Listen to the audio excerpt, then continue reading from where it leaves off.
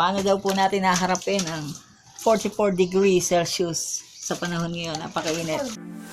I've been heading down a one-way street. Congrats Kabuyaw, number 1 na naman po tayo. Ayan guys, nag-set kami dito sa bahay ng inflatable swimming pool yan. After namin mabombahan sa poso. Ayan, napakasimple lang natin guys. Meron tayo dito na inflatable. Ayan, si Bunjo. Ayan, tapos nag-set lang tayo dito ng konting pagkain para ngayong tanghalian. So nilatag namin sa dahon. Ayan. Meron tayong stainless at itlog na maalat or itlog na pula. Lagyan namin sa dahon. And tapos nagtinta tayo ng ang tawag yan, mami? Ang tawag yan, mami? Wowberry. Wowberry. Vita Plus. Ayan. So para sa mga kids, pwede po yan. Sabi pinakamasustansya pa from Vita Plus. Sito. Para makalipas yung init. Para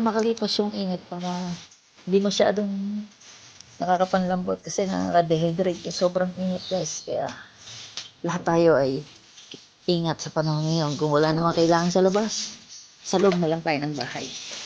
So, okay guys, kain na muna tayo. Maubusan po kami.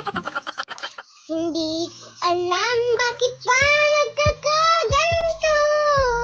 Sadyang nasasaktan kahit di naman tayo.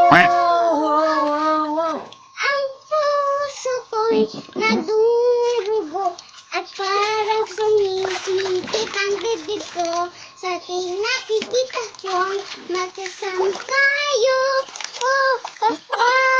Yung tool po na ginamit natin, inflatable. Ayan po, nabili po namin yan sa noon pa, sa Shopee. 2-layer siya. Ayan, 2-layer. Ayan, parang sa 600 lang siya yung nabili namin. Pero matagal na to, siguro mga 2 taon na sa amin to. Gagamit namin to kapag kayong summer, kapag gagantong sobrang init. Kasi ngayon, tayo 44 degrees Celsius kahapon dito sa Kabuyaw. Ayun, cancel din ang pasok kahapon ng mga estudyante. Kaya, ayun, ngayon naisipan namin na ilabas. Sabi namin ni Ezra ay swimming daw kami. Ayan. Para makapagbabad kami dito habang mainit. Palilipasin namin ang init kasi kahit sa loob ng bahay guys, pag wala kang aircon, kasi wala naman kaming aircon sa bahay. So, kaming dalawa ni Bunjo, ayaw na mag-swimming ni Kuya.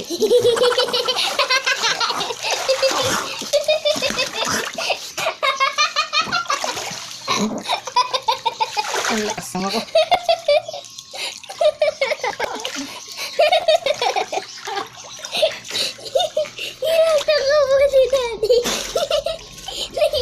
Nagsasalita ako, nilagyan ako ng tubig.